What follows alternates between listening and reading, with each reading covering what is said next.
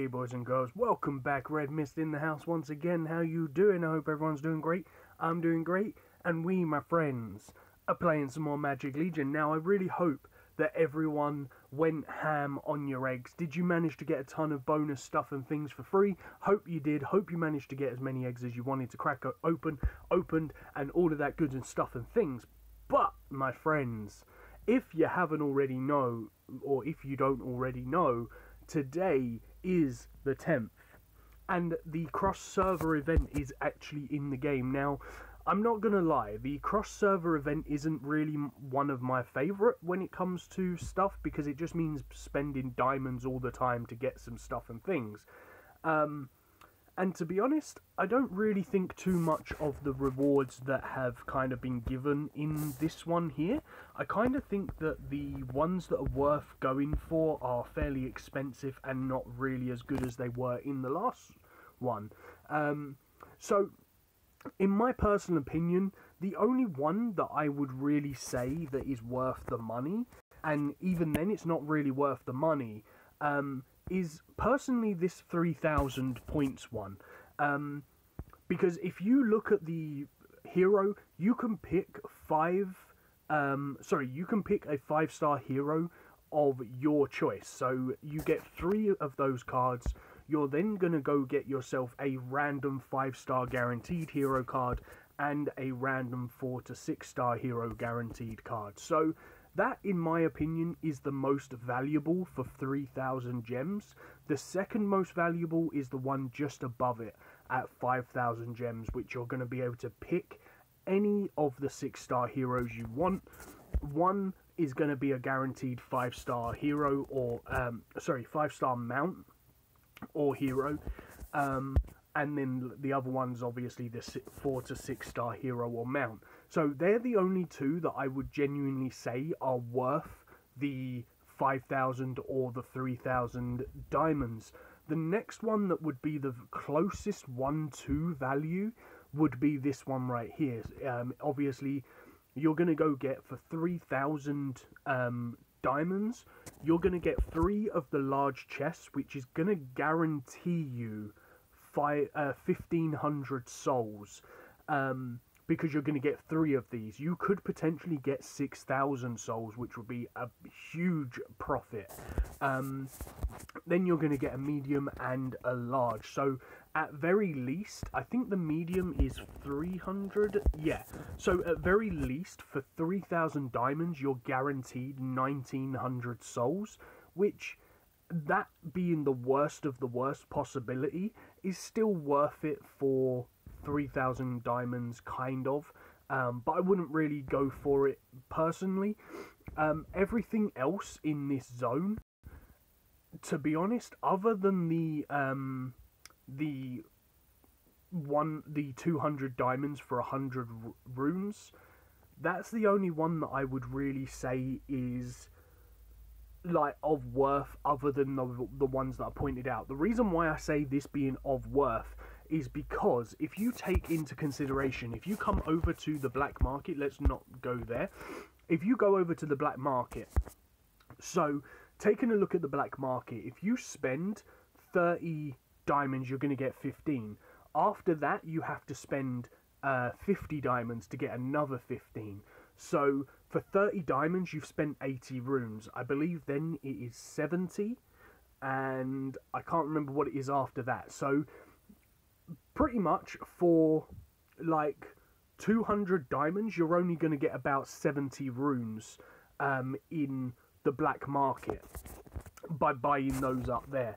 Whereas if you go into the cross server and you go down the bottom, not only are you going to get 100 runes, you're also going to get 10 of the elixirs and or energy experience upgrades for 80,000. You're also going to go get yourself 300 prestiges and 50,000 gold. So pretty much for spending the same amount of money in diamonds in the black market to get just a little bit less runes, you're going to be getting the bonuses of the experience potions, the gold, and the prestiges. So to be honest, for 200 diamonds, that's probably your most valuable one of all of these. But you put down in the comments down below, guys, what do you think is the best in this particular area?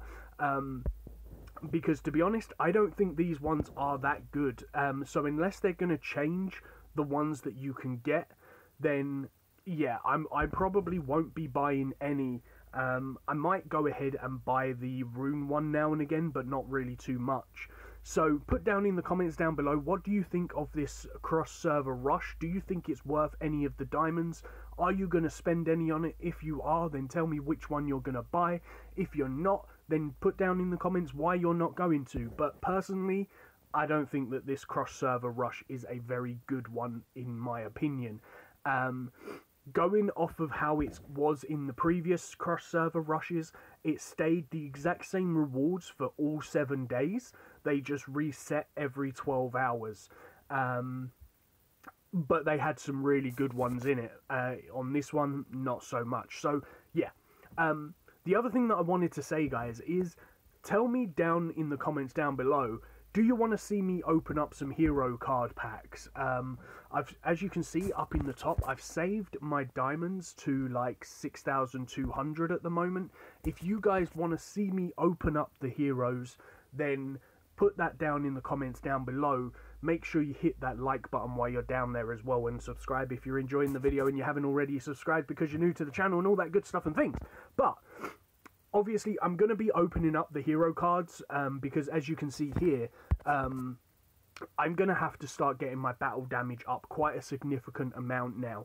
So hopefully I can get some more Arnos or some more War Mages, Witches, or Shields of Doom, because I need to start getting that damage output up to be able to continue moving on through the map easily.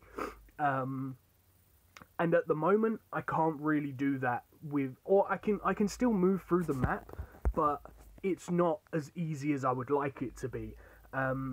As you guys know, I've only been playing this server, I think on this particular server, I'm on about, if we look at the gift pack, we can actually tell you. So you can see here, I've been playing on this account for 16 days now. So nowhere near as much, nowhere near as long as I was on the other servers, like the server 72 and 73, where I had like 400,000 battle damage. But I'm at like 160,000 battle damage, and to be honest, I think I've probably actually achieved more on these accounts than I have on the other accounts. Like, look at this. This is one of the other things, guys. Like, the Witch has just got one shot, which is a huge pain in the butt, because for some reason I can't even use my spells, because that dragon is knocking me over. So that's quite annoying. And this is sort of what I'm going to be running into quite a lot in the coming future, or in the very near future, is the fact of a lot of the areas are going to have a lot more crowd control spells, and because my heroes aren't that high level at the moment, I'm going to start suffering quite bad from it. So as you can see here, once I start being able to attack, there isn't really too much of a big deal. I've got the battle strength to be able to win these fights. It's just a case of, it's quite annoying. Oh, whoa, maybe I haven't got the battle damage to win these fights because of that dragon, which is really, really frustrating. But we should be able to win. There you go, happy days, easy stuff. Now, one thing that I want to tell you guys is, I'm still getting comments on it, and that is, how do you make your battle damage stronger? Because a few people have got less battle damage than you, but they do more damage. And I'm going to show you right here, guys. So one thing that a lot of people do is, battle damage is not based on your attack power, or it is obviously, but the way you get more battle damage is by increasing your crit possibility. So if you look at my crit possibility on the left hand side, four from the bottom on the left hand side, you can see my crit possibility is 100% proc rate, or 100%. That means every single time I hit with a passive spell or a spell, so like my hero just does a normal melee attack, or casts one of my spells, it's 100% chance going to crit. Now, that means that my crit damage is going to come into effect. So I've got 250% crit damage. So 250% damaged is added on to my standard attack power, which is 67,000. So however this game works that out, even if you turn around and said adding that 250% means that I have, say, 70,000 damage instead. That's how it works, because a crit damage is bonus damage on top of your standard damage. So the way that you do this is, if you go down into your personal stats, go down to crit, and I have 60% built up into the crit because I only have 40% as my standard hero. Now, one of the other ways that you can do it is do the same thing with Arno. So if you look at Arno, he's only got 40% crit percent, or percentage, I should say. So that means that he will do, say, 60,000 is his battle damage. So for 40% of the time, he will crit for an extra 160 damage. So what you could do here is, again, come into here, and you could take some stats from these stats and build up in the crit possibility.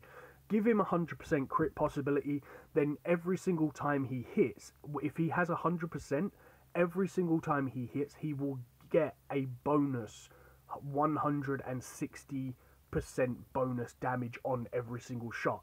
So that is one way that you can increase your damage, or sorry, that is the main way that you can increase your damage. So I just wanted to retouch upon that, because I'm still being asked in game and stuff, how am I so strong when the team isn't that good? So that's pretty much how it's done, guys. That's how you make yourself strong. You increase your crit damage, because you have to rely on your crit damage when you have particular skills. So unless you run certain skills that, like, obviously give your heroes more damage, give them more buffs, then you've got to rely on their raw skill. And 9 times out of 10, you have to upgrade their stats in a way to make that raw skill even better. So that's how you can get that bonus damage, guys. But I'm probably going to call the video here, so make sure you leave down in the comments any questions that you've got, and I will try and help you out with anything that you like. Put down in the comments what you think about the cross-server event.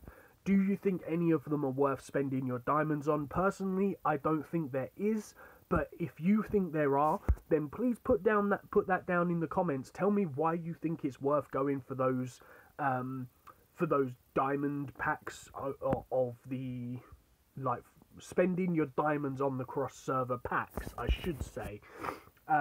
Put that down in the comments, what you think is worth, what you don't think is worth, and I shall see you in the next one. Peace on the streets.